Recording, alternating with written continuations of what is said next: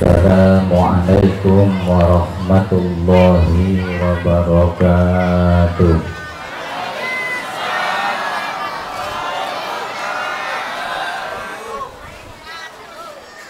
Alhamdulillahi musalliyan ala Sayyidina Muhammadin wa man tala. Rabbi shrah li sadri wa yassir li amri wahlul 'uqdatam min lisani yafqahu qawli wa ba'du. Faqala Allah ta'ala fi ayatihi karimah, a'udzu billahi minasy syaithanir rajim. Hafizu 'alas shalawatil wusta wa qumu lillahi qanitin. Al-ayat. Wa qala Rasulullah sallallahu alaihi wasallam, man hafaza 'alas shalawatil khamsi kanat lahu burhanan wa najatan wa nuran yaumal qiyamah. Al-hadis. Wa qala syaikhuna fi kitabih, as-salatu tuhratun lil qulub min adnasi dzunub wastiftahun li babil buyut. Wa qala syaikhuna fi al-qiyad, wansib biwawin wansiban fathan wajur kasron kadzikrullahi abdahu yasun. Wa qala aidan, wa khabarul mahsuri qaddim abada fama lana illa tiba'u ahmada. Sadaqallahul azim wa sadaqa rasuluhun nabiyyul habibul karim wa nahnu ala dhalika minasy syahidin wa syakirin walhamdulillahi rabbil alamin.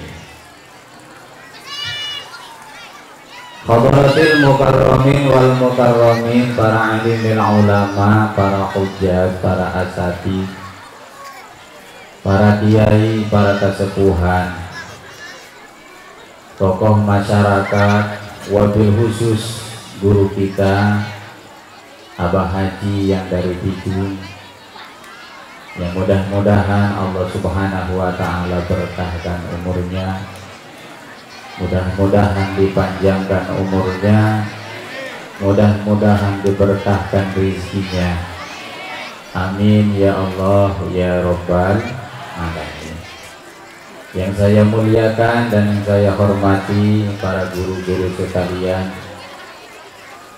yang tidak bisa saya sebutkan satu persatu, namun tidak mengurangi rasa ta'zim dan hormat saya. Dan yang saya muliakan Ketua DKM beserta jajarannya, aparatur pemerintah, sipil ataupun militer. Yang saya muliakan para hadirin jamaah kaum muslimin wa muslimat, bapak-bapak, ibu-ibu yang hadir di tempat yang mulia ini. Semoga Allah subhanahu wa ta'ala memberikan keberkahan dan mencurahkan rahmatnya pada kita semua. Amin ya Allah ya Rabbal alamin. Hadirin jamaah yang dimuliakan Allah subhanahu wa ta'ala, tiada kata yang patut kita ucapkan pada pertemuan kali ini, di kesempatan yang berbahagia ini, di depan masjid kita adalah Masjid Al-Muttaqin. Marilah kita sama-sama memanjatkan puja dan puji serta syukur kehadirat Allah subhanahu wa ta'ala yang maha ghafur. bahwasanya pada malam hari ini dengan takbir tanjizinya kita sama-sama dapat hadir berkumpul di tempat yang sangat-sangat mulia menurut pandangan Allah Subhanahu wa Ta'ala, dalam rangka memperingati, merayakan, dan juga mengingatkan kembali kejadian yang telah begitu luar biasa lampau, kejadian yang sangat-sangat luar biasa, kejadian yang di luar kebiasaan, memperingati Isra dan Mi'rajnya junjungan kita Nabi Muhammad Sallallahu Alaihi Wasallam.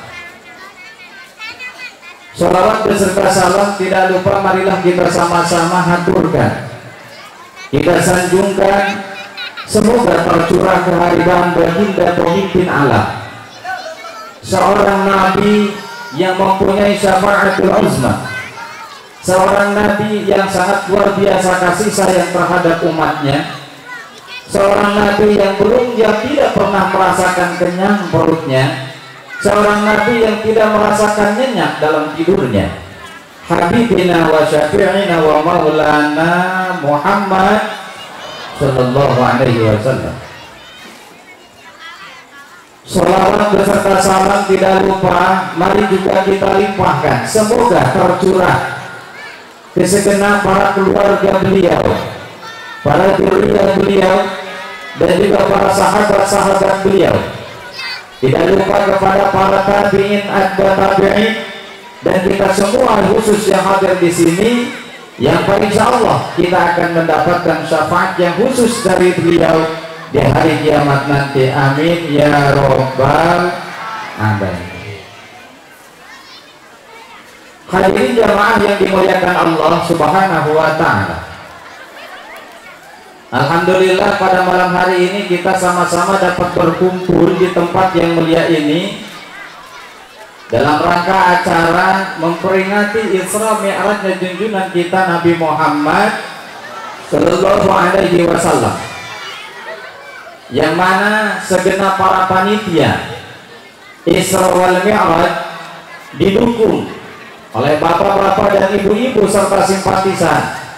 Maka pada malam hari ini terbukti kita sama-sama dapat merayakan, sama-sama dapat menghadiri perayaan ini, yang insya Allah para panitia mengambil tema yaitu dengan Isra Mi'raj kita tingkatkan kesadaran dalam menegakkan sholat, al-insaf fi muhafazatis sholat, fi iqamatis sholat wa muhafazatiha, kesadaran untuk menegakkan sholat dan juga untuk menjaga sholat. Hadirin jamaah yang dimuliakan Allah Subhanahu wa Ta'ala, kalau kita buka kembali lembaran lama, kita baca kembali kitab Dardir, salah satu kitab yang sangat luar biasa, yang menjadi rujukan, yang menjadi bacaan, rujukan tentang kisah Isra wal Mi'raj Nabi kita Muhammad Sallallahu Alaihi Wasallam, yang mana di dalam kitab tersebut Syekh Dardiri menerangkan dengan begitu detail tentang kejadian peristiwa Isra Mi'raj Nabi kita Muhammad Sallallahu Alaihi Wasallam. Mungkin saya akan hanya bacakan sekilas saja, atau saya ceritakan secara singkat saja, karena tema pada malam hari ini adalah yaitu kita tingkatkan kesadaran dalam menegakkan sholat. Hadirin jamaah yang dimuliakan Allah Subhanahu wa Ta'ala, Isra wal Mi'rajnya junjungan kita Nabi Muhammad Sallallahu Alaihi Wasallam ini syarat dengan hikmah-hikmah. Banyak sekali hikmah-hikmah yang terkandung di dalam perjalanan Isra Mi'rajnya junjungan kita Nabi Muhammad Sallallahu Alaihi Wasallam. Dari awal sampai akhir ini penuh dengan hikmah. Lalu Isra itu sendiri apa, Kiai? Mi'raj itu apa? Isra diambil dari kata asra yusri isra'an. dari kata saro yasri sayron, dijadikan sulasi mazid warna ke-1 bab ke-1 ya, asro yusri is ro'an, yang artinya adalah diberjalankan, bukan berjalan sendiri. Jadi diberjalankan.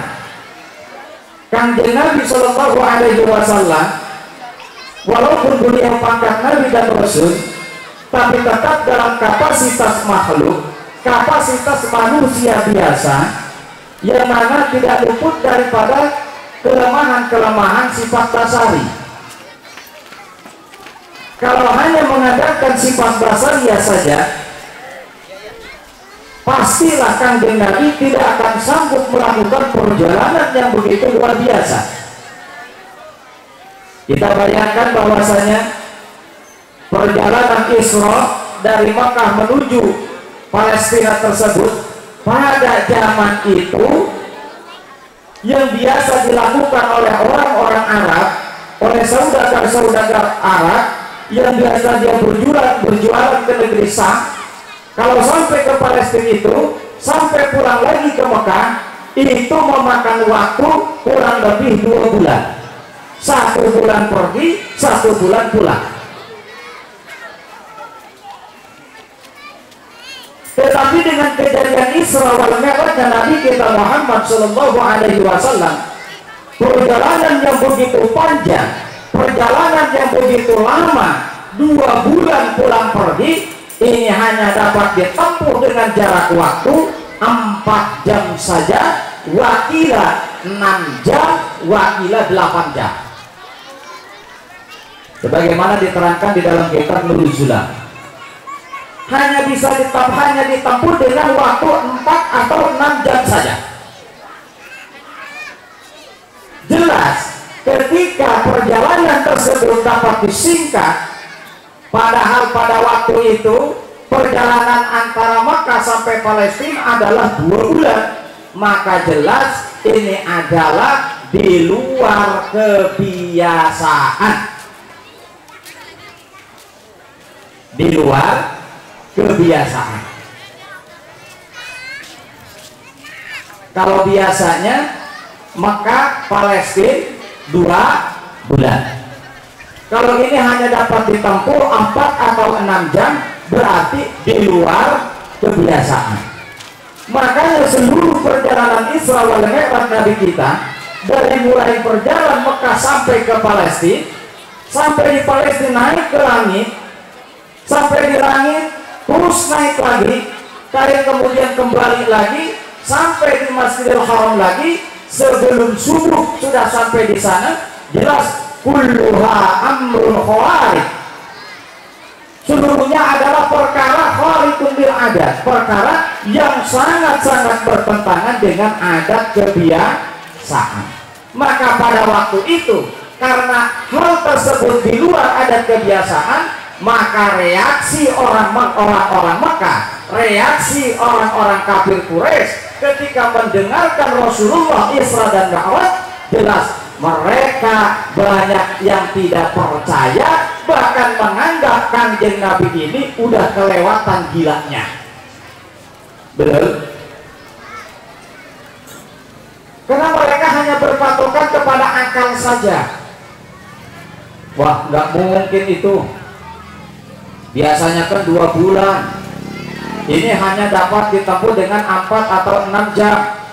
Makanya pada waktu itu, setelah Kanjeng Nabi menceritakan Isra Mi'rajnya, pada waktu itu banyak orang-orang yang sudah masuk Islam tadinya, yang lemah imannya, kembali lagi menjadi murtad.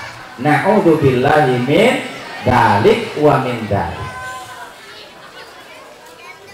Padahal sebetulnya kalau kita pikir nggak bertentangan dengan akal, hanya berbeda dengan adat saja. Kalau zaman sekarang, ya, kalau kita berangkat dari Masjidil Haram dari Makkah menuju Palestina, kira-kira berapa jam, Pak?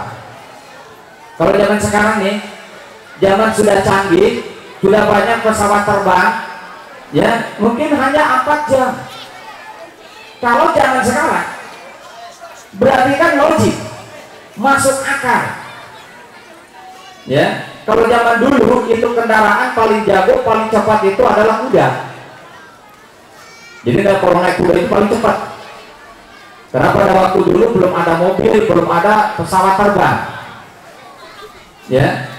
Nah, orang-orang kafir Quraisy, orang-orang yang masuk Islam pada waktu itu, yang lemah imannya, yang hanya mengandalkan berpikiran hanya biasa saja, mereka banyak kembali menjadi murtad, tidak percaya terhadap kejadian Isra dan Mi'rajnya Nabi kita Muhammad sallallahu alaihi wasallam. Kita kembali lagi bahwasanya Isra tersebut adalah Kanjeng Nabi diperjalankan oleh Allah Subhanahu wa ta'ala.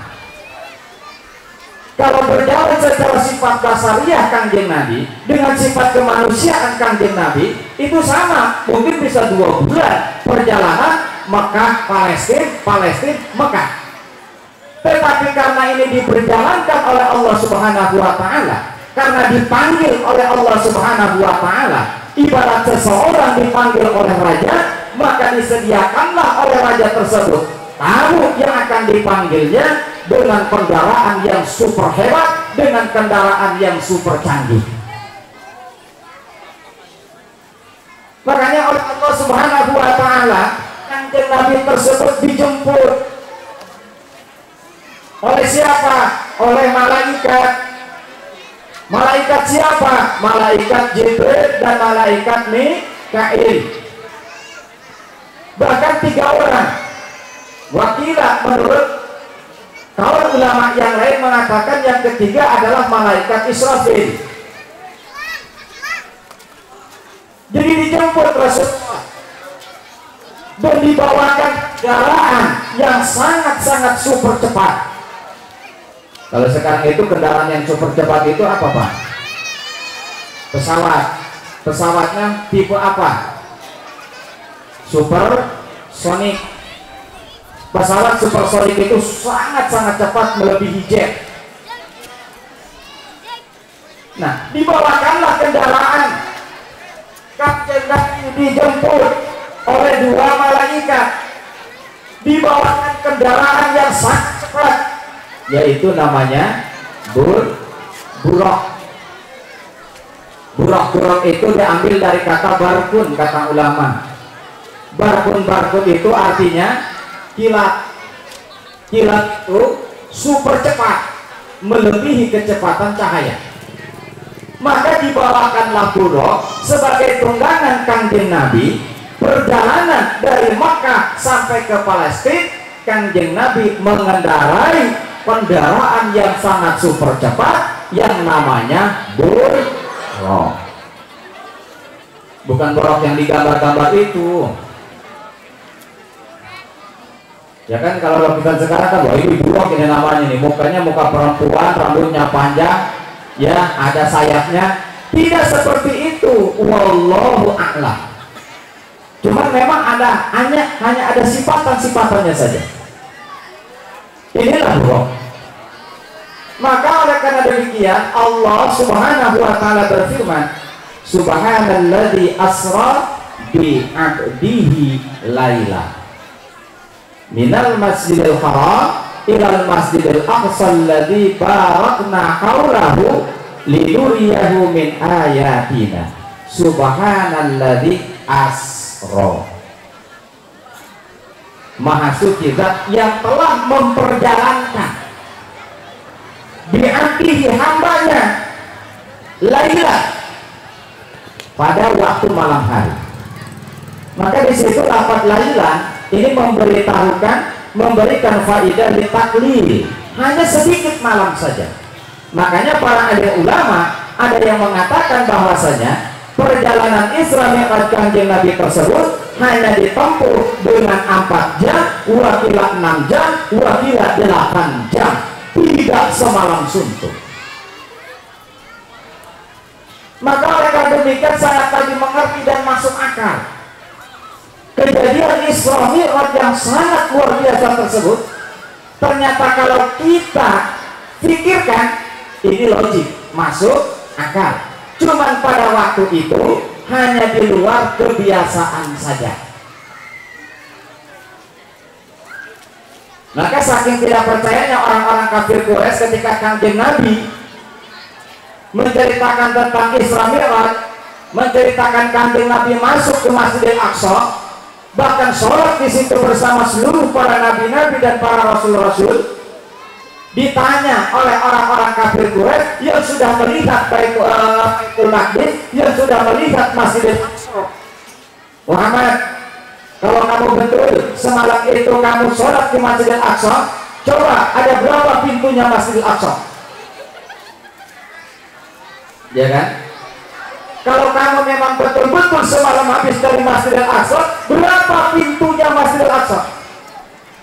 Kemudian oleh Allah Subhanahu wa Ta'ala didekatkanlah, dibukakanlah hijab penghalang tirai dari mata Kanjeng Nabi, didekatkan Masjidil Aqsa sehingga dapat dilihat oleh Kanjeng Nabi dengan jelas. Maka oleh Kanjeng Nabi diceritakanlah, ini pintu ini pintu ini pintu ini, semuanya betul.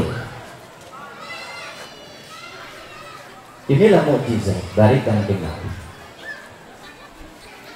Jadi Asra yusri Isra'an. Jadi Kanjeng Nabi diberjalankan oleh Allah, tidak berjalan sendiri.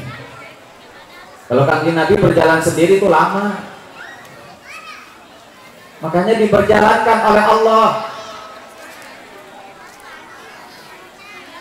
Kalau Mi'raj itu diambil dari kata aroja ya'ruju orujan, bahwa arijun wadaka ma'rujun arud la ta'arud ma'rajun ma'rajun mi'rajun.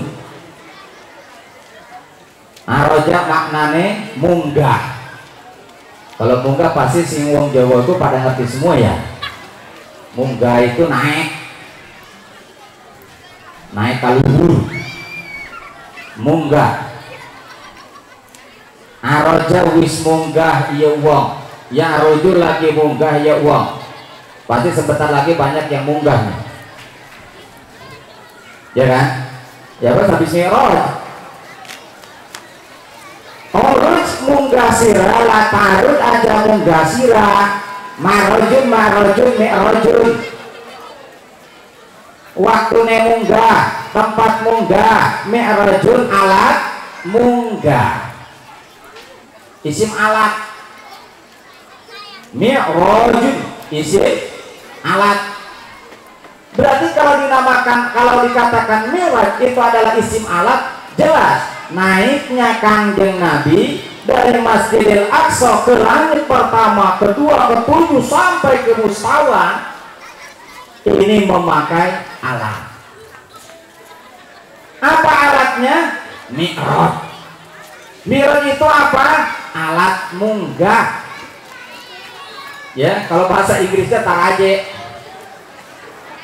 Kalau taraje itu bahasa Inggris, bahasa India kalau taraje itu.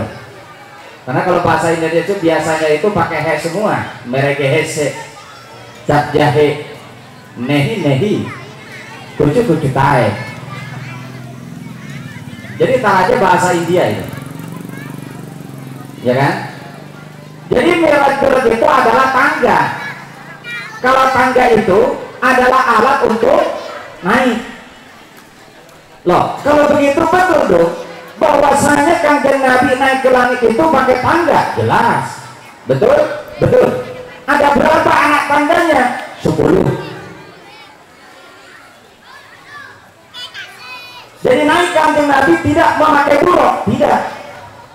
Kalau buruk ketika Kanjeng Nabi sampai di Masjidil Aqsa itu biasa ditambahkan, sebagaimana dulu para nabi-nabi dan rasul-rasul menambahkan kendaraannya masing-masing di situ. Kalau sing bahasa Jawa itu ditaleni, buruknya ditaleni ini kono, nggak dipakai lagi.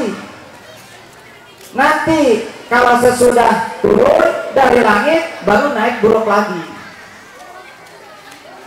Jadi kalau naiknya Kanjeng Nabi dari Masjidil Aqsa ke langit itu memakai alat naik namanya taraje.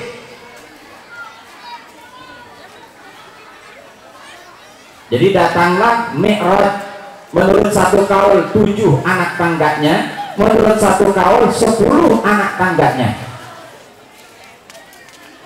Keistimewaan trajek tersebut, keistimewaan tangga tersebut, pinggir-pinggirnya dihias oleh intan berlian, di teretes ya dihiasi dengan intan berlian. Kemudian ketika naik kepada anak tangga yang pertama, ini langsung naik sampai ke pintu langit pertama. Jadi naik melalui teraja itu. Kalau sekarang itu, kalau bahasa sekarang bahasanya kayak seperti lift lah begitu ya. Tahu nggak lift? Bu, tahu nggak lift, Bu? Suka dilipat begitu. Ya kan tulisannya lipat kan gitu. Lift. Jadi naik. Begitu naik anak tangga yang pertama, naik sendiri. Naik sampailah ke pintu langit pertama. Dibukakanlah pintu langit yang pertama. Setelah selesai proses, biasa kan kalau mau kita melewati sesuatu itu jelas harus ada proses. Nggak sembarangan loh. Ditanya Kanjeng Nabi ketika sampai di pintu langit pertama, ditanya, man anta, man tilbak, siapa yang berdiri di luar? Saya. Siapa? Jibril.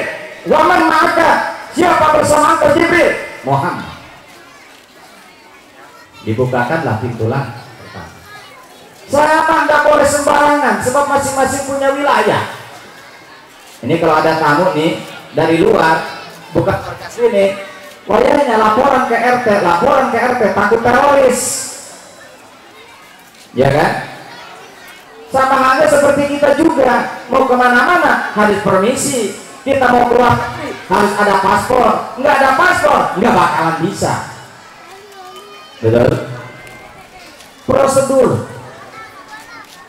Setelah proses pertama di langit pertama selesai, kemudian naik lagi ke langit kedua, sama menaiki tangga itu lagi. Naik ke tangga yang kedua, naik ke langit ketiga, dan seterusnya sampai 10 kali tingkat sampai ke mustawa, sampai ke sidratil muntaha, sampai ke mustawa. Nah, apa sih hikmahnya? Banyak sekali hikmahnya, Pak. Karena sebelum Kanjeng Nabi di Isra dan di Mi'raj, dan sebelum diberangkatkan Kanjeng Nabi itu mengalami beberapa kejadian-kejadian yang sangat-sangat luar biasa. Kenapa?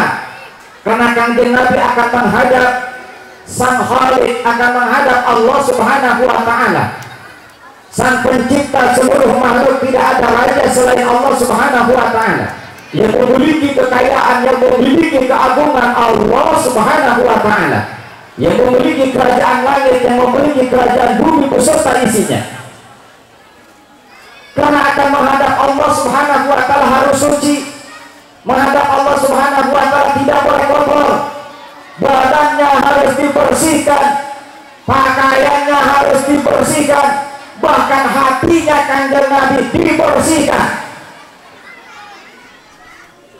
Ini bahwasanya menunjukkan nanti ketika kita akan menghadap Allah Subhanahu wa Ta'ala dengan sholat, maka otomatis syarat utama, syarat mutlak harus suci. Suci daripada najis, suci daripada hadas. Karena sebagaimana Rasul akan menghadap Allah Subhanahu wa Ta'ala pada malam Mi'raj itu, dibersihkan dahulu dari kotoran-kotoran, dari dosa-dosa, walaupun Kanjeng Nabi tidak mempunyai dosa. Betul. Walaupun Kanjeng Nabi tidak mempunyai dosa. Kenapa? Maksum. Seorang Nabi dan Rasul itu maksum, tidak seperti kita, tapi tetap dibersihkan. Bahkan Kanjeng Nabi mengalami pembedahan, mengalami pembersihan hati sampai 5 kali dibedah Rasulullah. 5 kali pembedahan. Menurut satu kaul 4 kali. Yang pertama ketika Rasul masih berada ya masih menyusu di ibu susunya, yaitu Siti Halimatus Sa'diyah. Pada waktu itu Rasulullah dibedah oleh malaikat Jibril, dibelit, dikeluarkan hatinya, dibuang kotoran-kotorannya, dibuang bagian-bagian setan di dalam hatinya.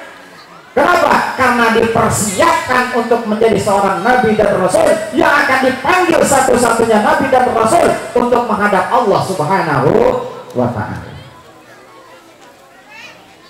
Pembedahan pertama ketika Rasul masih menyusu. Kemudian Rasulullah dibedah lagi ketika umur 10 tahun. Ketika umur 10 tahun, Kanjeng Nabi mengalami proses pembedahan lagi. Kemudian ketika umur 15 tahun, Rasulullah mengalami pembedahan lagi. Keempat kalinya Rasulullah mengalami pembedahan lagi ketika beliau akan mendapatkan wahyu pertama dari Allah Subhanahu wa ta'ala.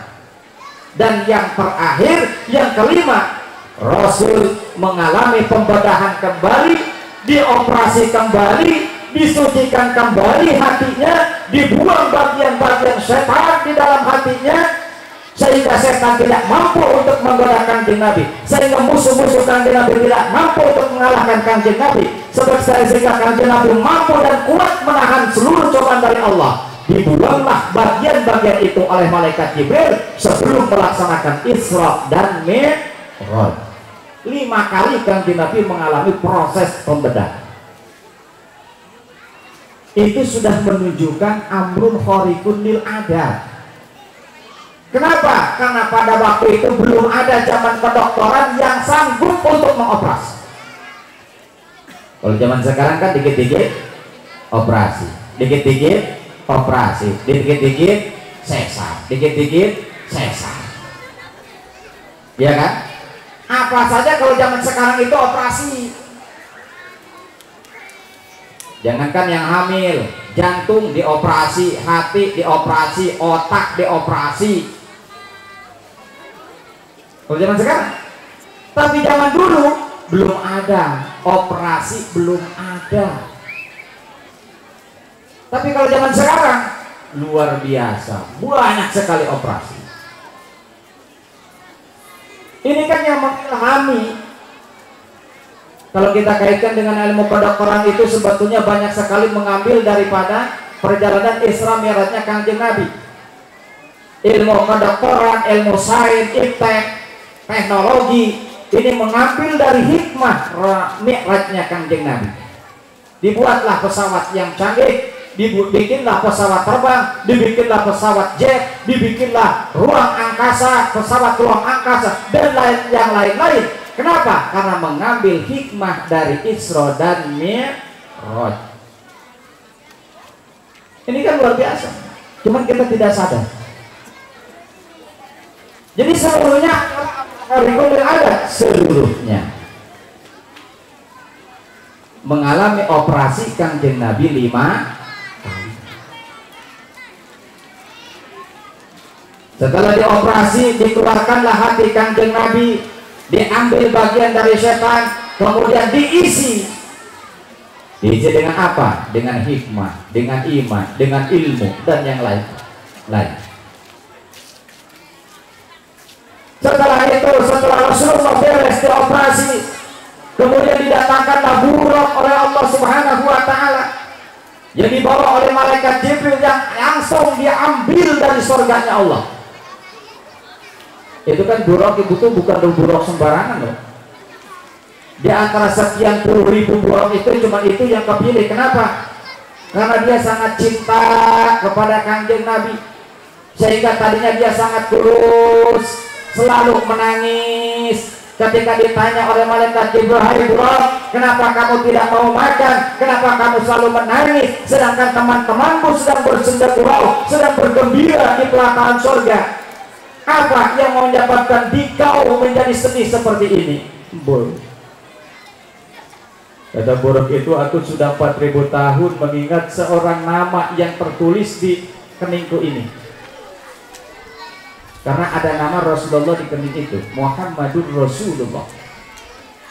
Karena saking cinta buruk tersebut kepada Kanjeng Nabi, yang dia tidak pernah melihat Kanjeng Nabi, cinta luar biasa, ingin sekali dia bertemu dengan Kanjeng Nabi Muhammad, sehingga makannya tidak enak, tidurnya tidak nyenyak, badannya jadi kurus. Memang biasa Pak, kalau sedang kasmaran keadaan seperti itu. Betul.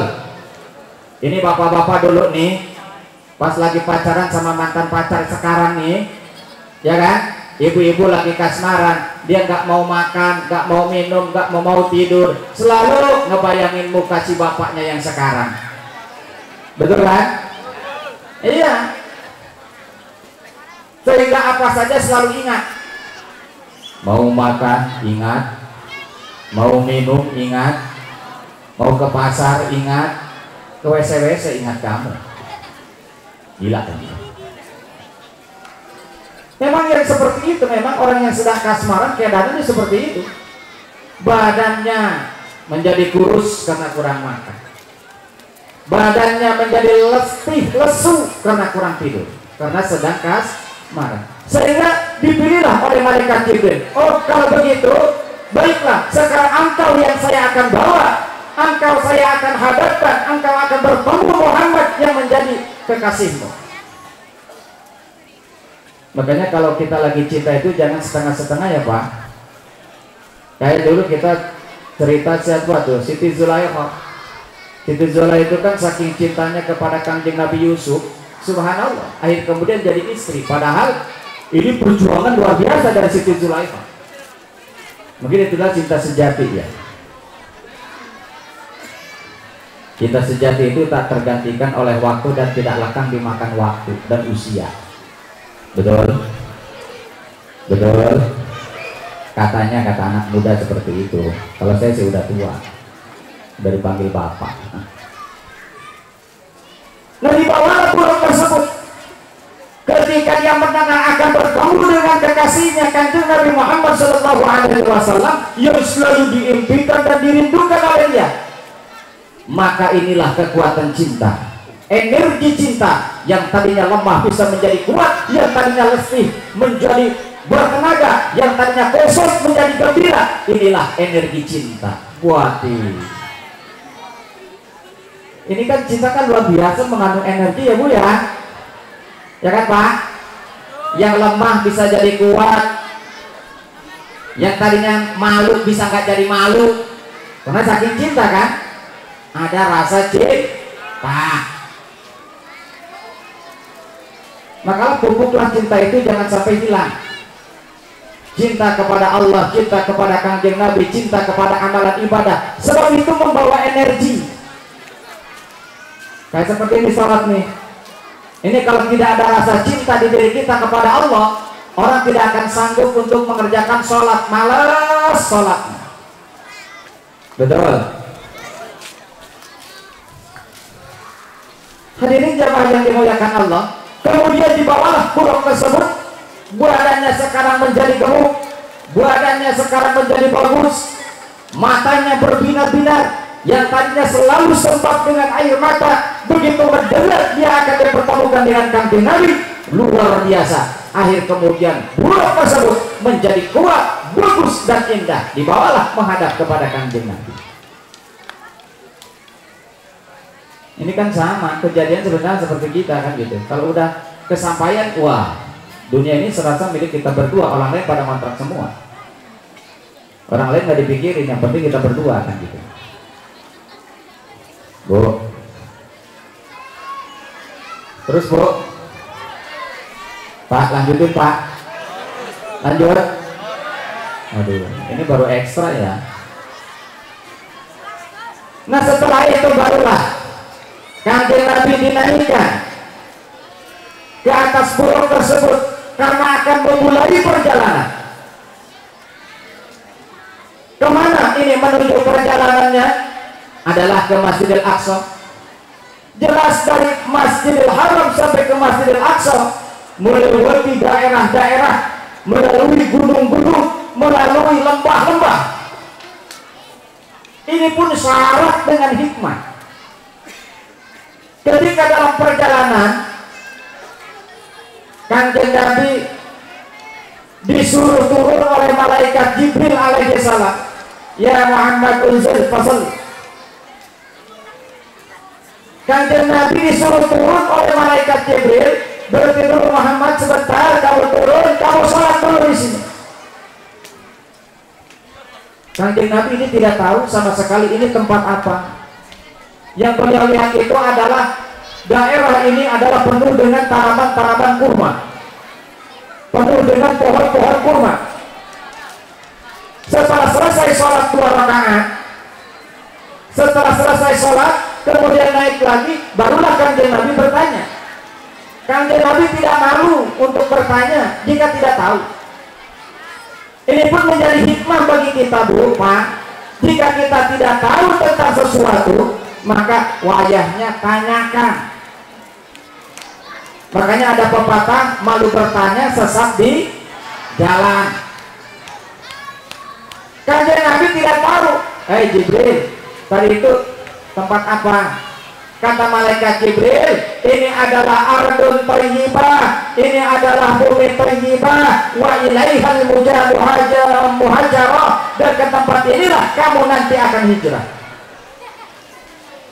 Berarti ini adalah Madinah yang nantinya berganti Madinah. Kalau dulu namanya itu adalah bumi thayyibah.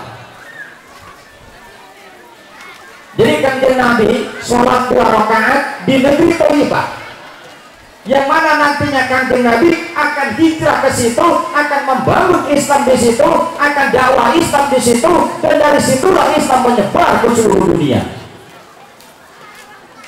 Ini luar biasa. Jadi pertama sholat Kanjeng Nabi di Madinah. Lanjut lagi perjalanan melewati gunung, melewati lembah. Akhir kemudian disuruh turun lagi oleh malaikat Jibril, Muhammad unzil fasalli, turun sholat. Setelah selesai sholat, Kanjeng Nabi bertanya, kalau itu tadi tempat apa Jibril? Oh, itu adalah Sajaratul Musa yang berada di negara Madyan. Jadi Kanjeng Nabi sholat kedua kalinya di mana? Di Sajaratul Musa, di tempat Kanjeng Nabi Musa dulu berteduh ketika dikejar oleh Raja Fir'aun di negeri Madyan. Sholat Kanjeng Nabi di situ. Setelah selesai sholat, kemudian berangkat lagi melewati gunung-gunung, dan Kanjeng Nabi suruh turun lagi, Muhammad unzil fasalli, turun sholat di atas gunung. Setelah selesai sholat, Kanjeng Nabi bertanya, Jibril, kalau tadi itu gunung apa? Itu adalah gunung Tursina, tempat dulu Kanjeng Nabi Musa alaihi salam bermukalamah dengan Allah subhanahu wa ta'ala. Inilah gunung Tursina. Di mana itu gunung Tursina? Di daerah dataran Golan. Di mana itu dataran Golan? Sekitar Mesir. Jadi Kanjeng Nabi yang turun dan sholat 2 rakaat di mana? Di gunung Tursina. Sebetulnya kalau kata-kata Tur itu sebenarnya gunung, Sinai itu gunung, dan gitu kan. Kalau kita nyebutnya gunung Sinai, jadi kalau kita nyebutnya Tursina saja, padahal cukup ya gunung Sinai, Tursaina. Jadi ketiga kali sholat Kanjeng Nabi di gunung Tursina. Berangkat lagi Kanjeng Nabi kemana?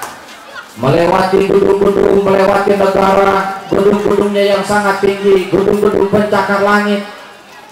Akhir kemudian oleh malaikat Jibril, kamu Muhammad, kamu sekarang turun sholat lagi. Sholat yang keempat kalinya, Pak. Setelah sholat selesai, Kanjeng Nabi bertanya, wahai Jibril, tempat apakah tadi? Kata malaikat Jibril, ya Muhammad, ini adalah Baitul Lahmin, tempat dilahirkannya Kanjeng Nabi Isa alaihi salam. Kalau orang Yahudi namanya nyebutnya Yerusalem atau Bethlehem, di negara Yerusalem. Yerusalem itu bahasa Ibrani, kalau bahasa Arabnya Darussalam. Kalau kita nyebutnya adalah Bethlehem, kalau Baitul Lahmin. Jadi Kanjeng Nabi sholat di Baitul Lahmin, di Bethlehem. Setelah selesai sholat, barulah melanjutkan perjalanan kembali.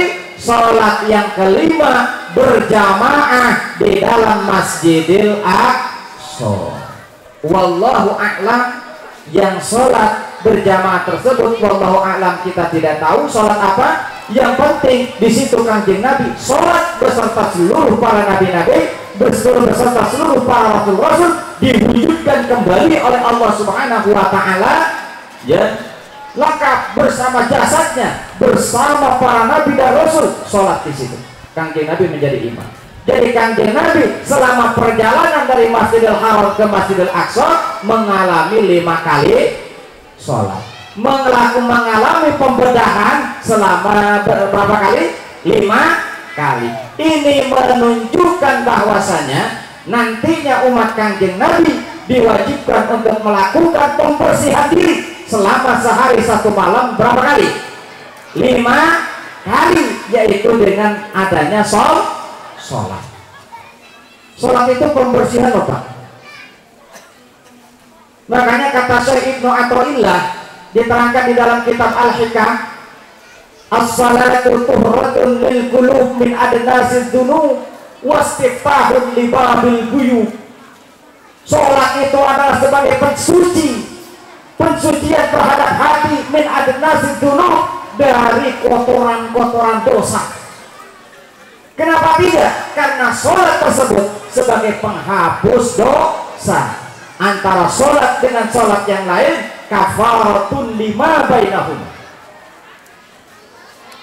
Ketika seseorang sholat, rontok dosa-dosanya. Ketika ia mengucapkan takbir Allahu Akbar, dosa-dosanya ini dipikulkan, disuhunkan di atas kepalanya. Ketika ia ruku Allahu Akbar, berguguranlah dosa-dosa tersebut. Oh, seandainya masih ada yang tersisa ketika dia i'tidal, kemudian dia sujud Allahu Akbar, maka tidak ada sama sekali dosa yang menempel di dalam dirinya. Tuhratun, sebagai pensucian. Ini luar biasa. Makanya diumpamakan oleh Rasulullah Shallallahu Alaihi Wasallam bahwasanya sholat itu adalah bagaikan kali, bagaikan sungai yang melewati, yang mengalir di depan pintu rumah kita.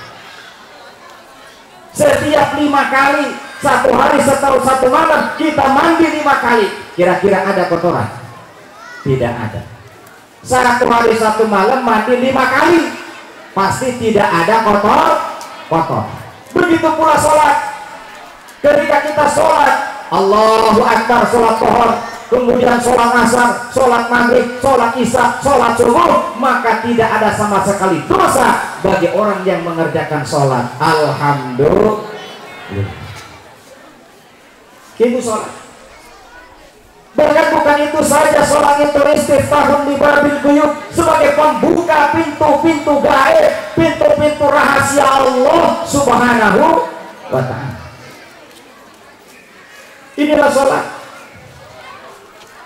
Kenapa? Karena ketika ia mengangkat kedua tangannya, takbiratul ihram, Allahu Akbar, diangkat kedua tangannya, ini seolah-olah membukakan tirai, membukakan hijab, membukakan penghalang-penghalang yang menghalangi dia dengan Allah Subhanahu wa Ta'ala.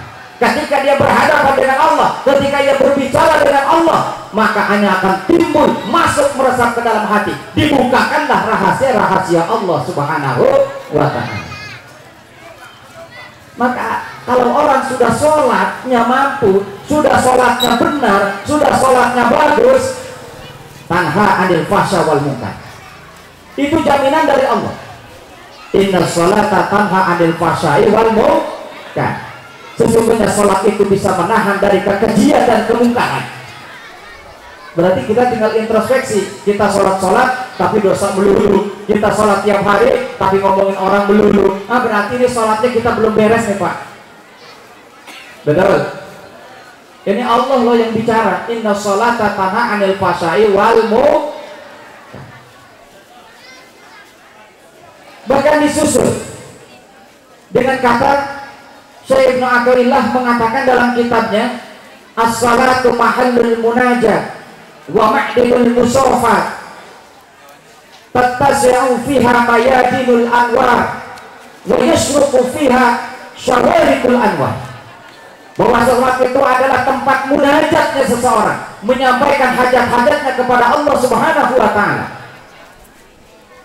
Ini sholat, penyambung kita dengan Allah, sholat. Makanya sholatnya harus dijaga. Hafidhu ala sholawat, jagalah oleh kalian sholat yang 5 waktu. Jaga, tegakkan sholat tersebut, karena itu nanti akan menjadi hujah, akan menjadi penyelamat kita nanti di yaumil kiamat. Man hafadha ala salawatil khamsi kanat lahu burhanan wa najatan wa nuran yaumal kiamat. Inilah salat, Pak. Hadirin jamaah yang dimuliakan Allah Subhanahu wa Ta'ala. Makanya kata Syekh Ibnu Athaillah bahwa salat itu adalah tempat bermunajat, menyampaikan hajat-hajat kita kepada Allah, dan tempat bersyukur kita kepada Allah Subhanahu wa Ta'ala. Maka akan nyata, akan luas, akan terserap apa? Mayadinul asrar, rahasia-rahasia di dalam hati kita. Bahkan akan bersinar, sinar-sinar ilmu, sinar-sinar ma'rifat ketika kita sholat. Subhanallah.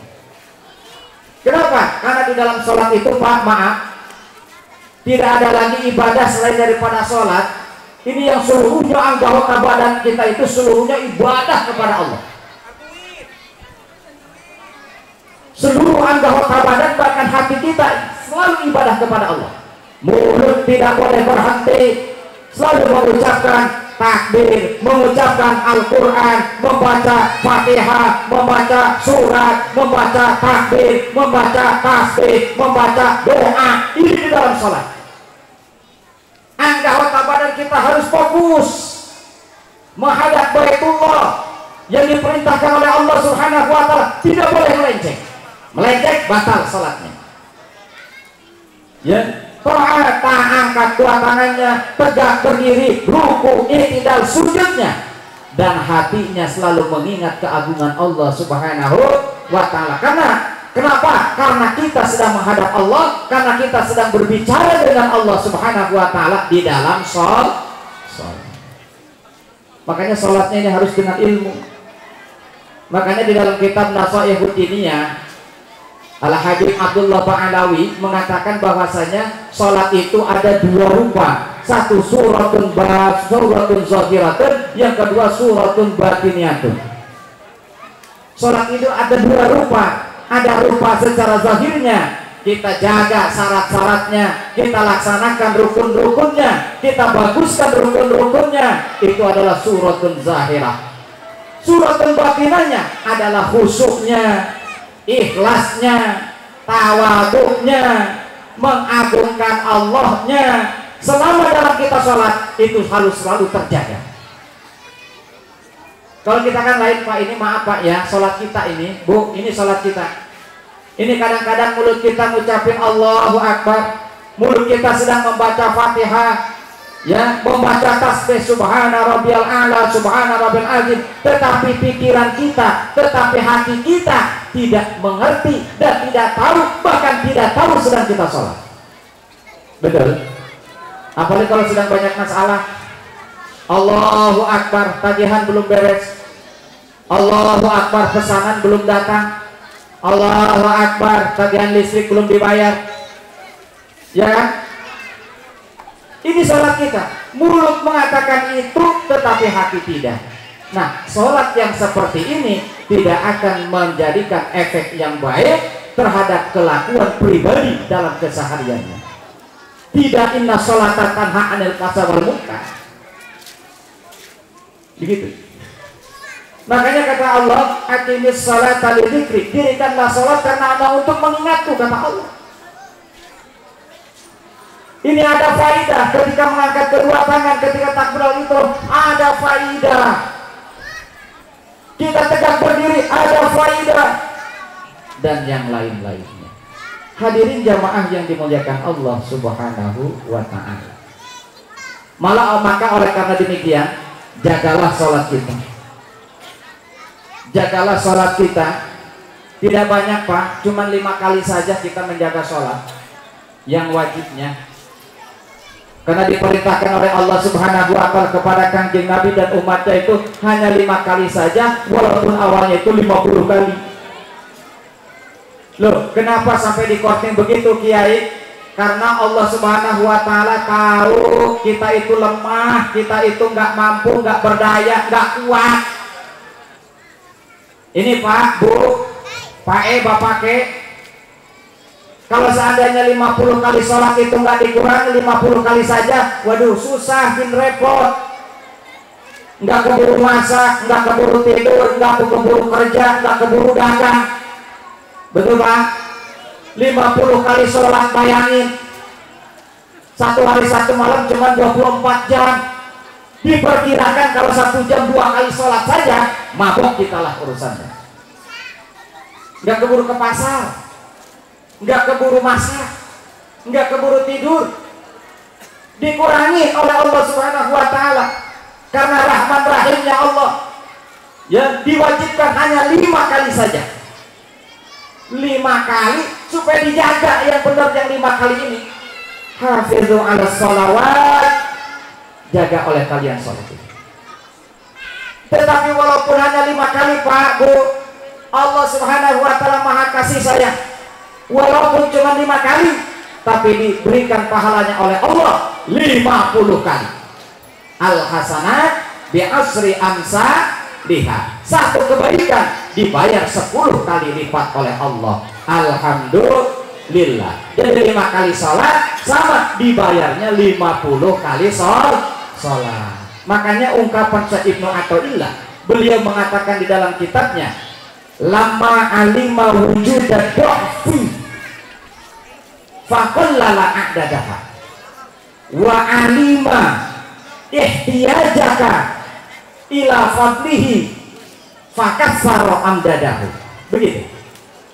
Allah tahu tentang kelemahan kita, maka Allah sedikitkan bilangan sholatnya. Yang tadinya 50 kali sholat, oleh Allah disedikitkan menjadi 5 kali sholat. Allah Ta'ala tahu kita sangat butuh terhadap pahalanya, maka oleh Allah dibanyakan, dilipat gandakan pahalanya. 1 kali sholat berarti 10 kali sholat, 5 kali sholat berarti sama pahalanya 50 kali sholat. Subhanallah, alhamdulillah. Itulah ungkapan Syekh Ibnu Athaillah. Hadirin jamaah yang dimuliakan Allah, inilah sholat. Makanya sholatnya selalu kita jaga, ya, tegakkan sholatnya, syarat rukunnya harus terpenuhi. Selain daripada itu, ikhlaskan diri kita, ya, sholatnya dengan tenang, dengan khusyuk, penuh ketawaduan, rasa takzim kepada Allah, semata-mata hanya melaksanakan perintah Allah Subhanahu wa Ta'ala. Hadirin jamaah yang dimuliakan Allah, mungkin hanya inilah saja yang saya dapat sampaikan, dan nanti insya Allah guru kita yang akan melanjutkan. Maka oleh karena demikian, mari kita mohon kepada Allah Subhanahu wa Ta'ala, amin, agar senantiasa kita diberikan taufik dan hidayah oleh Allah, diberikan kekuatan oleh Allah, agar kita bisa menjaga sholat kita dengan baik. Amin ya rabbal alamin. Mungkin dari saya cukup sekian, mohon maaf apabila ada kekurangan. Terima kasih atas segala perhatian. Wabillahi taufiq wal hidayah wal afu minkum. Wassalamualaikum warahmatullahi wabarakatuh.